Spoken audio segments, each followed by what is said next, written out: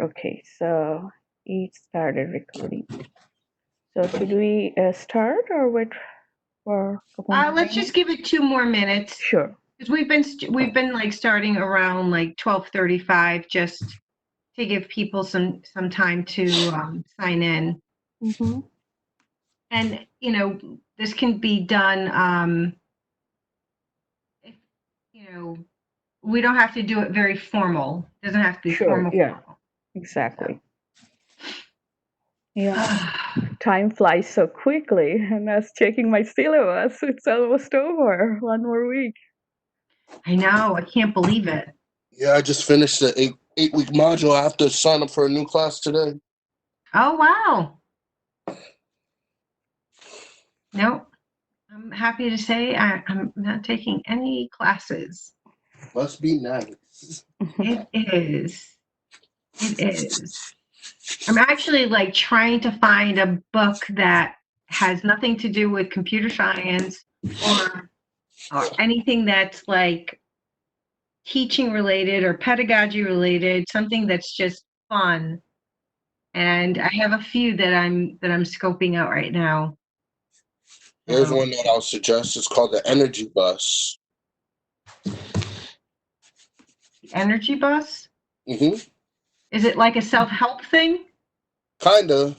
It's like manifesting your energy into all the things that you said you wanted to do, but you haven't done yet. Oh, okay. I'll take a look. It's actually great for quarantine because now, like, all right, I'm at home. What can I tackle? Yeah, that is true.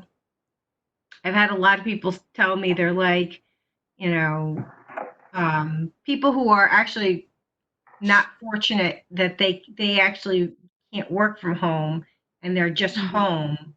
Um, they're like, well, I've been wanting to have all this time for myself for I don't know how many years. Now I'm finally gonna get myself motivated to get some stuff done. So I mean, if you're a DIYer, it's a great time to be on YouTube now. There's so many DIY videos. yeah. Well, Mafuza, why don't we go ahead and get started? Sure, Barbara. So thank you, everyone. I see Marla is here, Steve, Ibrahim, and all of you, those who are attending. Again, we'll make it very informal, kind of discussion type of things. And if you have any question or you need to interact me, please stop me and ask me questions. So here, this semester is really different what we have been experiencing so far, and I know I know many of us didn't teach online. Truly speaking, in our department, we have several faculty who never taught online, and all on a sudden we had to make these transitions. So it is difficult from students' perspective as well as I would say from faculty perspective too. So how many of you already taught online? I know Steve, you taught it. Marla, did you teach online before? I have not. I've taken a course online, but never have conducted been the professor for one. But I've taken a course online. Okay, yeah. So you see, especially when we got only 2 days time period to make all these transitions, it was really difficult. Then I was thinking a little bit whether should we make my sessions synchronous or asynchronous. So if you think of it, you will see both formats have like advantages and disadvantages.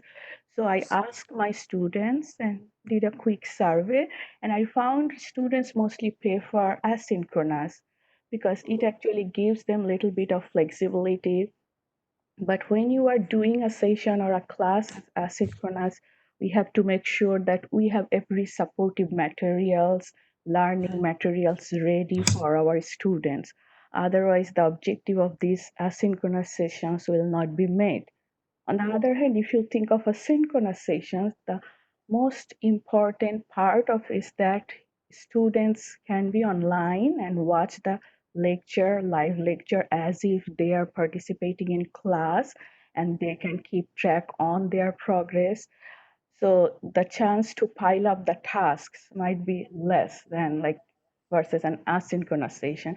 So when I was thinking of these asynchronous, so first I focused on how I will utilize all these technologies and facilities to make this asynchronous teaching very useful and effective for our students.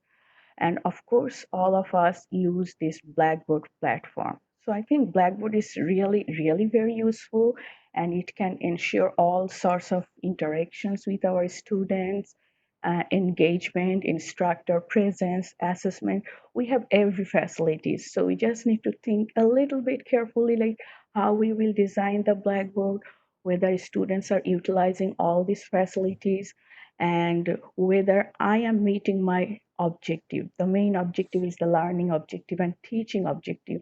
I know this semester is difficult for everyone, and we are kind of getting more flexible, giving all these scopes to our students, for example, pass fail or some other type of flexibilities.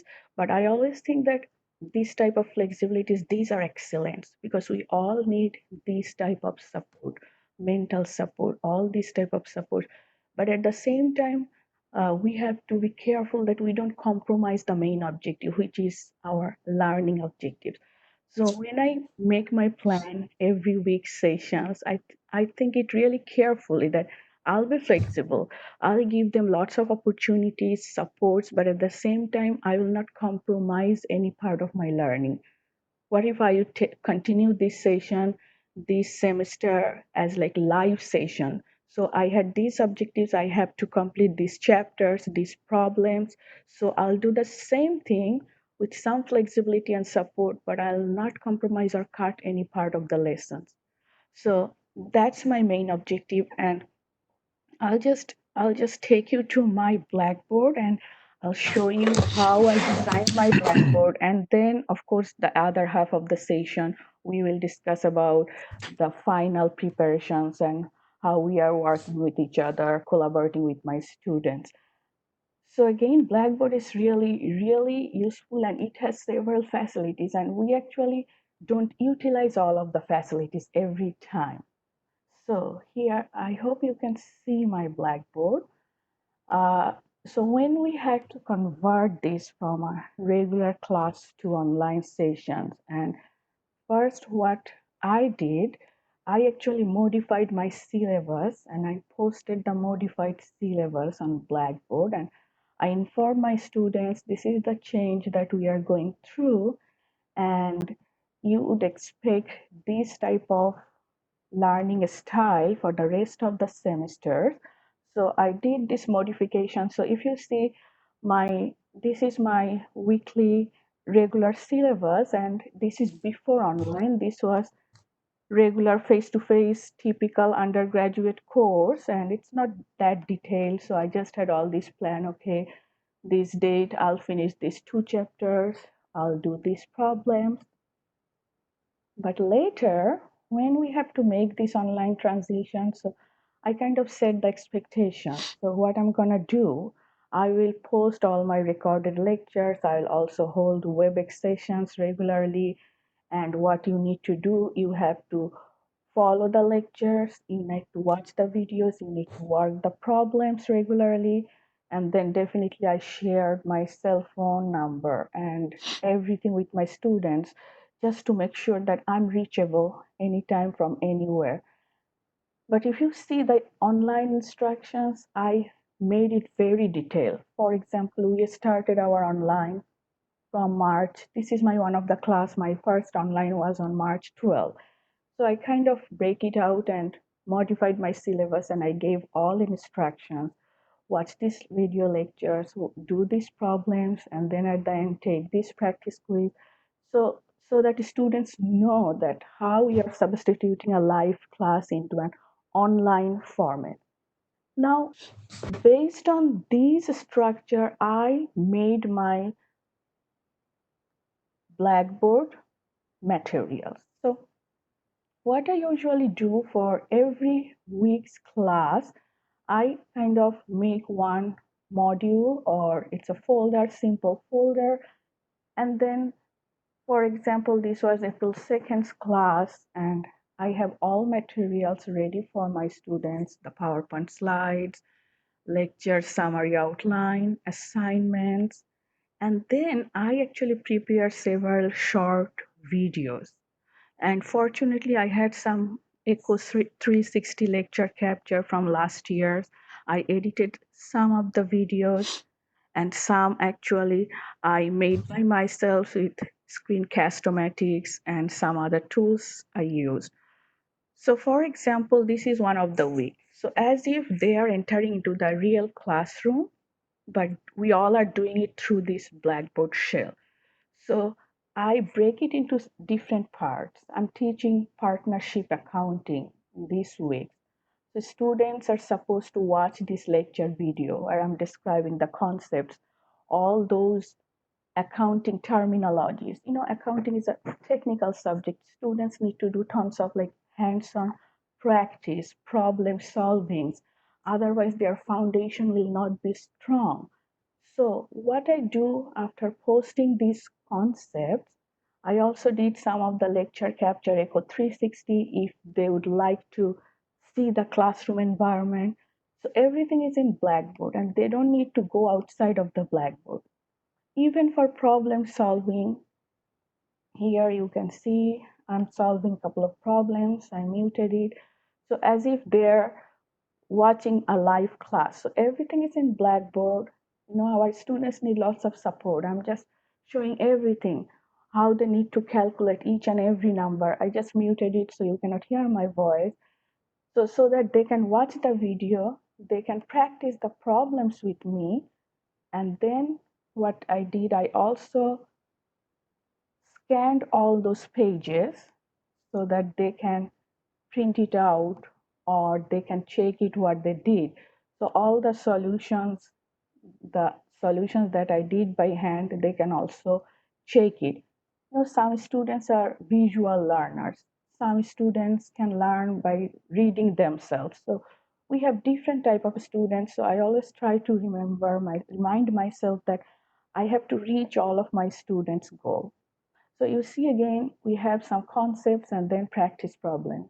Again, another concepts and then I have practice problems. So I have these videos.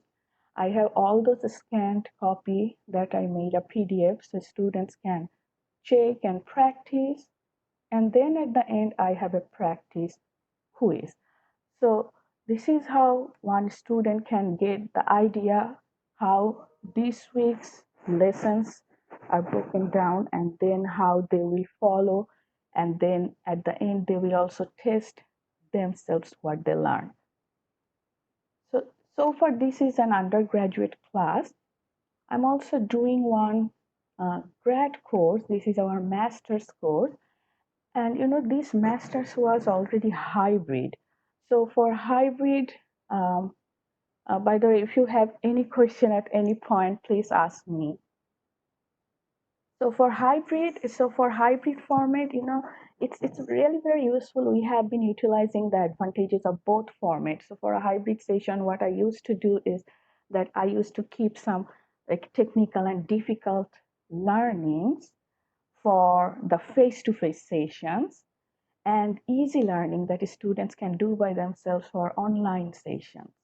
So this is how I used to utilize the advantages of both formats. But now, unfortunately, we have to convert the entire course online for our master's class.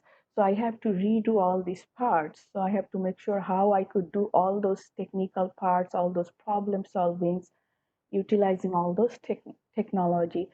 So what I did actually for the master's course, I have been using this for both master's and undergraduate course. This is a Surface Pro. Um, you can see this one. And the good part is that you can actually write it down and record it. So if you can see this one, so it's very, very useful. And you can see here, you can actually annotate and write everything. And you can also like save those and post those on YouTube channel. So that if I need to do a long problem solving, multi-step problems, students can see what I'm writing, and I'm also recording the whole screen, and they can follow all my step-by-step methods. So it's just like I'm in live class and they're solving it. And sometimes I ask questions myself as if like I'm pretending the whole class is in front of me. I take a pause. Okay, so what I need to do? So what is the answer? So my students take a disadvantages. They try to answer themselves. So I pretend I act like I'm teaching like a real class, and they also do like this. And actually, my master's student, they really found these type of hands-on practice problem that I posted on my Blackboard really useful. Sometimes I can post the solution of the problem and I just can uh, add my voice over on it, but it does not show all step-by-step methods. So if I show it, break it down, show all those calculations, they definitely find it really useful. So this is my master's course, and then here I also have the software that I used, Screencast-O-Matic, and also this Surface Pro, just to annotate, write, and record my lectures. So you see here, this week's I'm teaching bankruptcy and reorganization accounting. Then I have this chapter 13, that's my goal. So they will be watching all those lectures. I have all PowerPoint slides. If they feel themselves just to read by themselves, they can do it. And then I have these lecture videos, and sometimes I take them to the textbook because it's really hard to write it down everything or put it on slides, but it's a technical course. So I take them to my electronic textbook, and I have all my lectures here, so they can listen to me and they can see how we are getting all these numbers, what the explanations or the examples in textbook.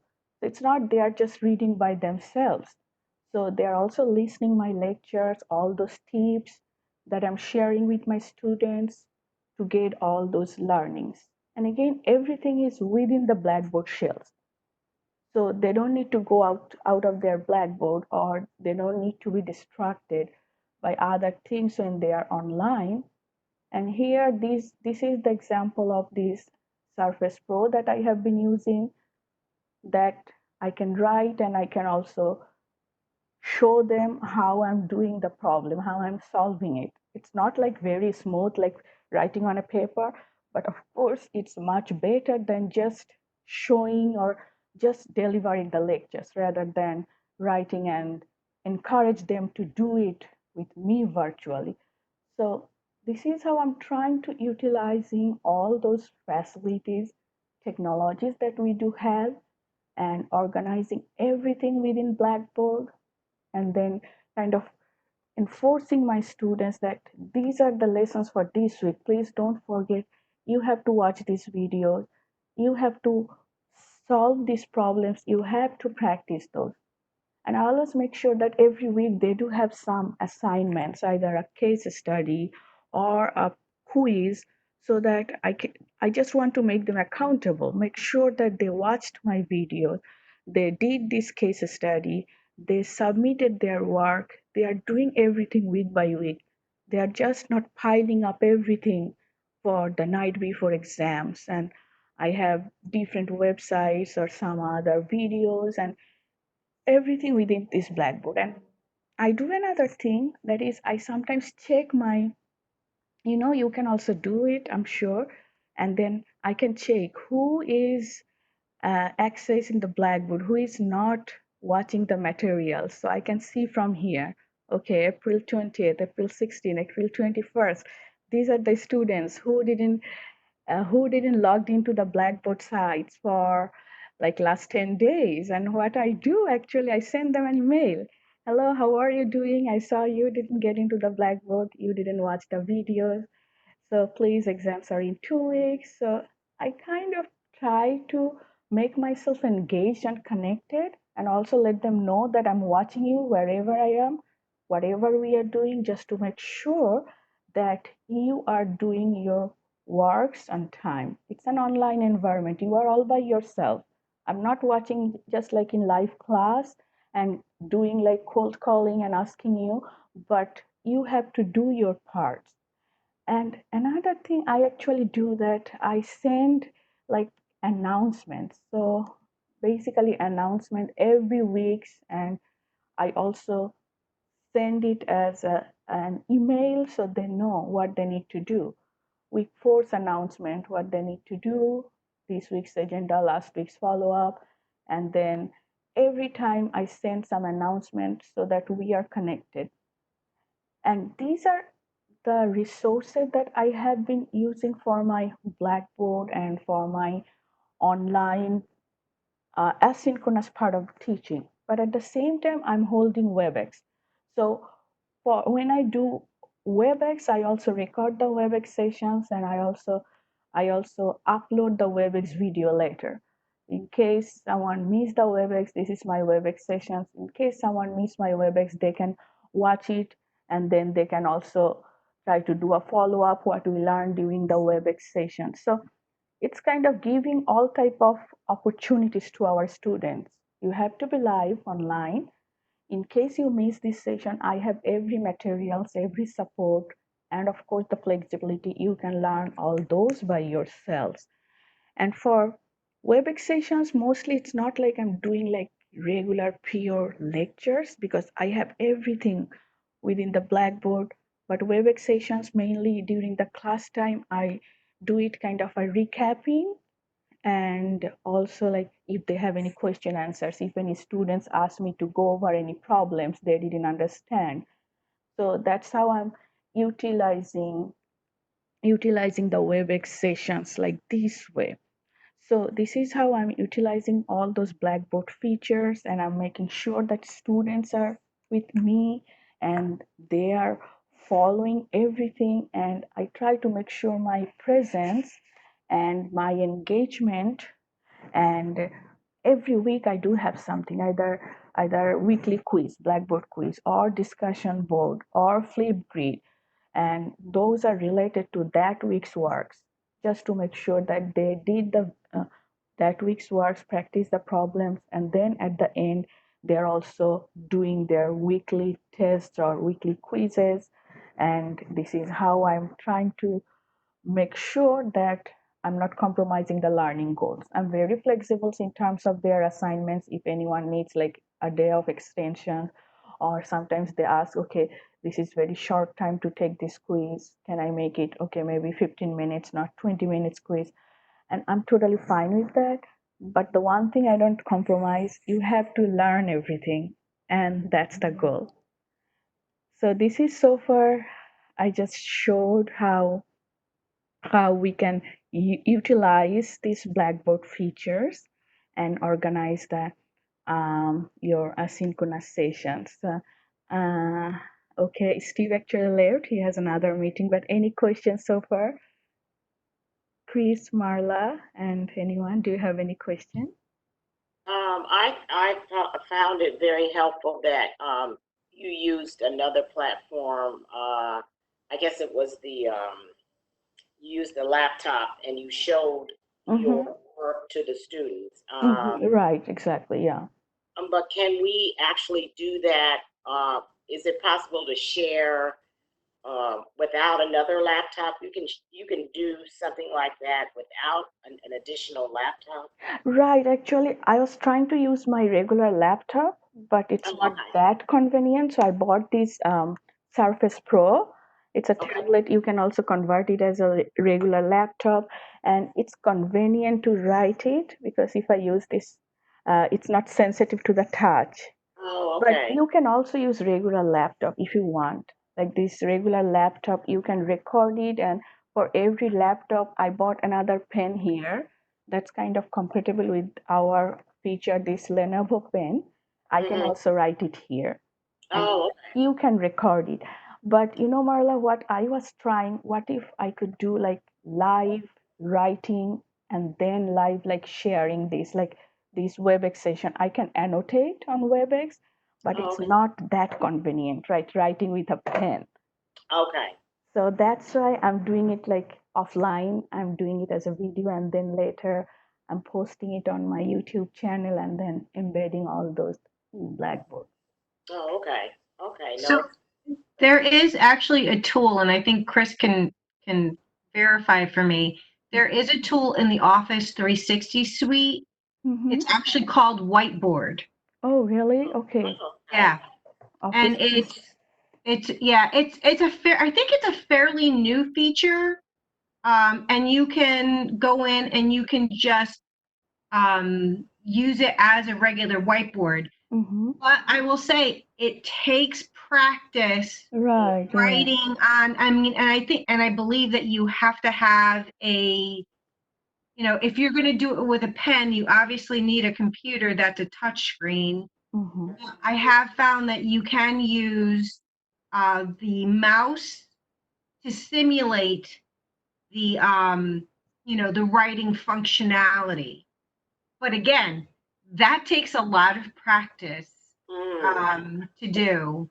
And one of the things, I mean, Marla, one of the things that all of the professors that do math, like do any sorts of calculations, math, they've all they've all needed some sort of whiteboard, and they've all tried to figure out different methods to do exactly what Mahfuja is doing, because again, it's a matter of really taking students step by step and showing them the math equation. So so a lot of the professors in accounting and finance, and just an undergrad, just regular math, calculus, pre-calculus, that has been their concern from the very beginning. And I think Mahfuja's workaround is brilliant. Yeah, yeah. No, I like just having the two separate syllabus too, because that makes sense to do an online one and do a regular one. It really helps the students. I use a lot of announcements. I'm always sending announcements. Mm-hmm. Yeah. Well, that's And, good. you know, So yeah, it's a great but, way. Yeah. Yeah. no, it's really very good. It's much, you know what? It's much better, I think, to over communicate with your students than to under communicate with your students, because then there's no ambiguity about what you want. There's no ambiguity about what's happening in the classroom, even if it's an online classroom. And I love the fact that you can go in. I did know that there was the feature that you could go in and check to see who's watched the videos and everything. Oh, Yeah. okay. You can. But I didn't realize it was that detailed. So that's great. Yeah. Yeah. No, it is good. I like that feature. So, yeah. Yeah. Yeah. So if you use Echo 360 classroom capture, well, we cannot do it now because we are not in the classroom anymore. Then you can watch it like before the exam date. You will see quick spike because all are watching the recorded videos. And I also use my YouTube. I mean, I post everything on YouTube so that I can embed those on my Blackboard easily. And this is actually my YouTube channel, and I can show it to you here. I actually record those, and then I can see like before the exams. I know they will be all watching, so I can check number of views. I mean, YouTube, it's not that detailed, but it's just give you some gross views, and also kind of an average time, how much they spend on it. Because if I have like my lectures, some are very short, but some are long. Because if it's a long concept, it takes time to explain everything. And I can also get some idea, okay, this student just watched like first 3 minutes. They didn't complete the whole lecture. So, but I believe Echo 360 has lecture capture has more facilities to check who is watching, what time, how many students watch. And even if they have any question, they can post it on 360 and you can check all those features. Now, can I ask Chris a question? Sure. So how does the personal capture function, does that have the same abilities as Personal the Echo capture 360? Personal capture is Echo 360. So in fact, that's how I record all of my classes. I use personal capture, and you can either have your screen, you capture two sources at once. So it can either be your screen as one source and your webcam of yourself delivering or speaking about whatever is being displayed. That can be your two sources. In my case, I have a screen with my slides and another screen side by side with it, with me actually doing the exercise that we're talking about, so that they can see me actually writing the query or pulling the data that's needed, etc. But it uploads to the same Echo 360 site. It can be associated with classes just as any classroom capture works. The difference is it's software that you run on your laptop, and what's Right. also nice about it is that it's stored in the cloud, so you can simply post a link to it without needing to download the whole thing, upload it to YouTube, then give them a link to your YouTube. So it can save you some time and trouble. Whether or not it gives you a record of how many people watched it and for how long, I don't know that. I'm actually in another window checking that out quickly just to see. But it is certainly a convenient way to do it, and you can get two screens worth of content. Oh, cool. One other thing that I would add is, if your computer either doesn't have a touch screen or using the touch screen is not convenient, but you want to be able to have a cheap sub $100 solution to being able to do handwriting on the screen, you can get what's called a Wacom tablet. There are other manufacturers as well, but if you look up WACOM, and as a matter of fact, here, I'm just posting a link to it on Amazon just so that those who wish to click on it can see. You can get a tablet for $70, $80 that you plug in, and it's essentially another mouse. And combining that with the annotation features that are already in WebEx, or the whiteboard that's already in WebEx, you can then you can do your handwriting on the tablet live, and what you're writing is appearing live on your screen. So it's a little bit more accessible than buying a whole separate tablet, although I absolutely drool at the idea of having that Surface Pro on the side, because it does make it a lot easier. But if you want a quick, easy solution, pick up a tablet like a Wacom, plug it into your computer, and it becomes an extra mouse that you can write on with a pen. Oh, that's great. So I guess we can also record it, right? But if we are writing, Absolutely. Sure, because you record what you're doing in WebEx. So if you start a WebEx session, or an Echo 360 session for that matter, but if you start it and you are walking through and recording the session, you can, in WebEx, for instance, you can turn on annotation tools, and then your tablet on the side becomes the mouse that you can use to write much more convincingly than running, your regular handheld mouse. Yeah. And that all gets recorded, and you can then just post that link to your class, and your class has access to it. That's great to know. Yeah. Excellent. Okay, so now maybe we can focus a little about the exam part, what we are doing now. We all are busy making our exams, and we teach different topics. Some topics are a little bit different. Some topics need lots of hands-on technical side. I know, Chris, you probably need to do lots of coding. For our students, I need to do all like problem solvings by hand, because for accounting and upper level courses, they need to solve big problems, multi-step big problems. And as an examiner, when I need to check those tests, I need to see their steps. It's not the right answer at the end they get. It's not just the one answer or one number that I can do it by a multiple choice question. I need to show the procedures and also the step-by-step solutions. And definitely every problem should get some partial credits. So if they end up with I know if a code does not run, definitely you cannot see 0 to a student. You need to see how many mistakes they made. But that's how, I don't know how to grade, Chris or Marla, for your courses.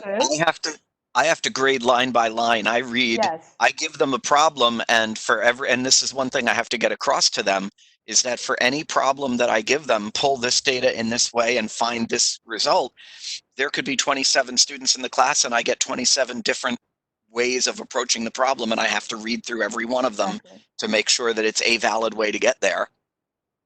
I normally will do essay questions for the students and have to read and grade each one. So yeah, I did give a vocab quiz where there was short answers, true and false. I could do that, but for the final, it will be essay. It'll be an essay questions. Yeah. So based on your course content, you have to think of it how you're gonna design the exam. So for for one of my courses, it's the grad course, and I just started. It's a late spring course, only like 3 or 4 weeks just passed, and I have a midterm this Saturday. So I'm trying to do it pure blackboard test, typical blackboard test, multiple choice, true, false, fill in the blanks, and I have some short answers, and let's see how it works. And actually for my undergrad, I did one of the midterm right after we converted into online as multiple choice and true, false, and short answer type of blackboard test. But one of the limitation of what you all say that you have to read it thoroughly. It's not like just checking the multiple choice or true, false. It cannot judge properly the students' learning. And that's why the midterm that I had for one of my undergrad class, and I found I have some A students who didn't do well. They are not, either they were underprepared or they are not a good test taker, like multiple choice questions, and it does not reflect everyone's performance.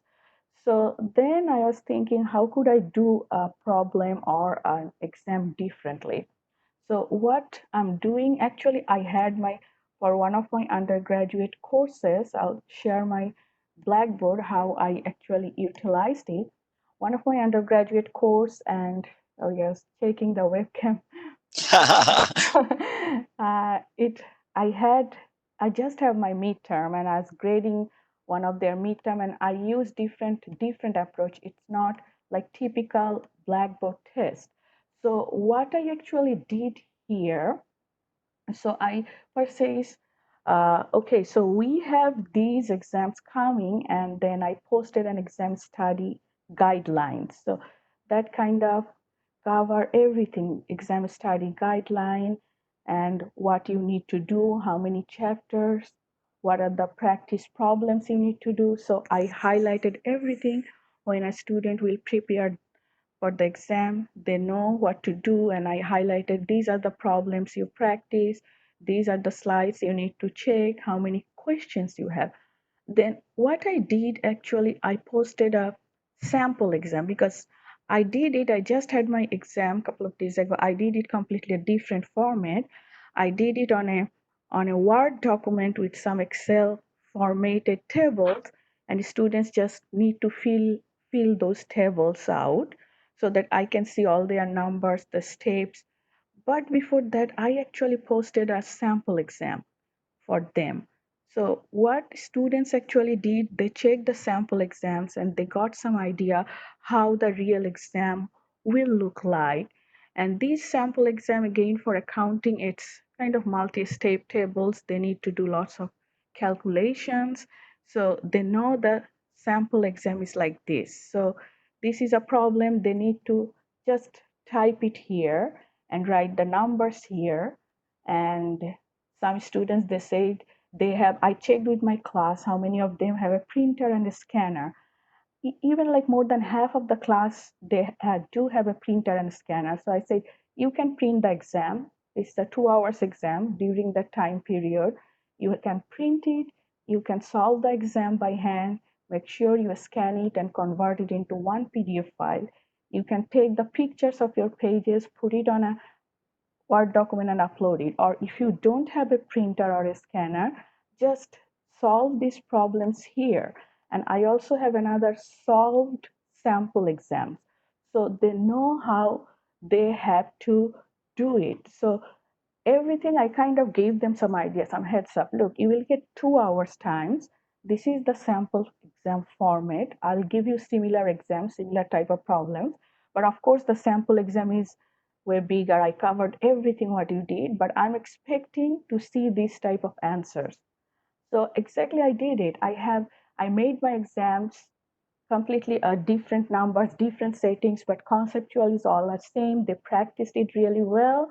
And now actually before starting this session, I was grading the exams, and then it's actually good to do it. I was using this box feature here, so I know it's not that convenient like using a pen. I was just annotating and then I'm just putting some notes here. Okay, this is the problem that you didn't do this part and that part. So it went well. Some students they did it by hand and then they post it on Blackboard. Some students typed it on Word document. So this actually is giving me a chance to give them partial credits. Even if they ended up with a wrong number at the end, still I can see all the steps they did. And now for another course, I will do a actually here completely a typical Blackboard exams. And this exam is this Saturday. It's a late spring course, and this just started. So this is just their first test. So what I did, I have all those materials, weekly materials, but I posted one like exam instructions. So these exam instructions is kind of giving them very detailed idea. So I mentioned everything. You will have 30 multiple choice questions. These from these chapters, 3 calculation based problem, 1 short answer, 10 true false. I made it very timed so that students don't get like enough scope to exchange the answers with each other or look at the book. Of course, I'm using the responders lockdown browsers, but I also mentioned it there. Look, you will have these 30 questions. You should spend like 1 minute per questions. These are 3 calculation based. It will take time, so about 6 to 8 minutes. Short answers about 10-15 minutes. You have to type the answers. So this is how I'm kind of guiding my students, how much effort they will give and what they would expect. And also I'm using the responders for the other undergraduate tests. I have been using the responder software. So I know we cannot like, I don't know, I missed the session how to do the proctoring with WebEx, but responders is working well and it is at least protecting definitely exchanging any answers, questions from each other. But I'll just share something with you. When you are a professor versus you are an advisor, you will find different feedback from your students. So when I'm a professor and I say, okay, I will be using this responder software, you cannot do this, and everyone is fine. But when I'm talking to my advisees, they are not my students yet, just the advisees, sophomore, freshman. They shared some concerns. Professor, I'm feeling very nervous because that professor said this exam will be recorded. So, they are sometimes they are very nervous. They're feeling panic. It's kind of a different type of environment. It's not regular like typical classroom settings. What if the computer shut down, the Wi-Fi went down, or the video something red flags and send some signals to the professors. So I think we also need to give lots of like mental supports and to assure our students, look, don't worry about these things as if try to think you are taking a regular exam in a regular classroom proctored by your professors. So don't worry too much about the technology. Of course, you have to make sure that the responders is working because what I did a sample syllabus mock quiz. I asked every student take this mock quiz. It's non-graded just to check how the software actually works and see if it works. Install it. If you are using a Mac computer, you might have some issues.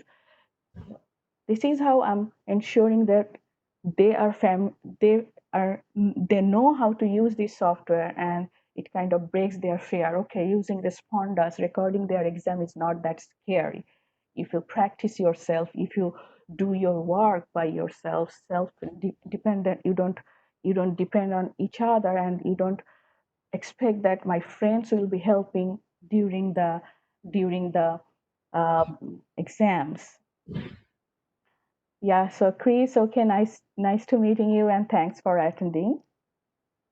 Nice to meet you as well. Thank you. And again, I apologize for having to run. Sure.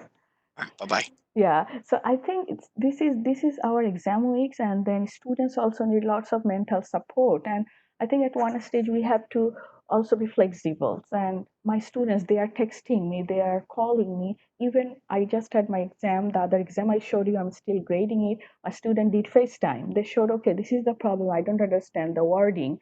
So I'm helping them. Okay, call me. My I set the exam during my class time, 8 o'clock. It's very early. Still, I'm awake. Okay, text me, call me, or email me, whatever you need. So I'm trying to make myself reachable and approachable, and also with my students and my advisees, just to assure that the main goal is your learning. That's the most important thing. So you should not feel like panicked and just be scared of taking the exam in a different environment. So and then if you learn well, definitely you can overcome it. You will end up with a good grade. And I know, like, I was reading one article the other day. It was saying this semester, every universities, every institutions are trying to be student friendly. They are compromising so many things, like top business schools like NYU, EL. They are waiving their GMAT scores for grad school admission. GMAT, no GRE. Like pass fail is fine even for Harvard, applying for Harvard. So we are doing all these things, which is great, and we need to do that because we are passing a crucial time. I can think of it like my husband is taking one of the courses and at SHU, and he's doing data analytics, MS in data analytics, and I found like he also feel like overwhelmed when it's like all by himself online and completely a different thing. So a little bit of support from advisors or faculty definitely will make a huge difference for a student, especially when they're facing these finals and exams. And I think it's really, really important for all of us. And if you have Oh, any, absolutely. yeah. Mafuza, just so you know, the session for the proctoring on WebEx is actually, it was changed from Tuesday to Thursday. Oh, that's great. So WebEx it's at 9:30. Yeah, Thursday. Oh, So if Thursday. you can make it, we would love to have you. Oh, actually, Thursday I have a class WebEx. So will you be Well, it'll be recording? recorded. Yes, that's great. So Yes, yeah, I don't it'll know. be recorded. I was also thinking to, I don't know what they'll be doing, like turn on the WebEx and students are taking exam. I don't know, sitting in front of WebEx or something like this, but I'll watch that. Yeah. And if you have any questions, I mean, Michael Carragher is the one who's going to be running the session. So, and he does, I believe he does this quite often. So, Oh, WebEx proctoring. yes. Oh, Yeah. that would be great. I actually took 2 WebEx sessions with him. So yes, he's very good. Yeah. Yeah. Now, I also attended Chris's WebEx training at the very beginning, and that was really, really useful. Yeah. Yeah. Cool. Mm-hmm. Well, this was fantastic. Yes, Yeah. it was. Very good. I have to say, I mean, the way that you have your Blackboard set up with your modified syllabus and with all of that information for all of your students, I got to say, although I do not want to take accounting, I want to clarify that. I am jealous of the fact that I've never had a class that it was so organized like that. That was wonderful. Thank you. Yeah, and I always try to put myself in their shoes, right? Because they feel so much overwhelmed and they feel helpless. Okay, I'm all by myself. Again, sometimes students may not be open to their professors, but sometimes they are open to their advisors.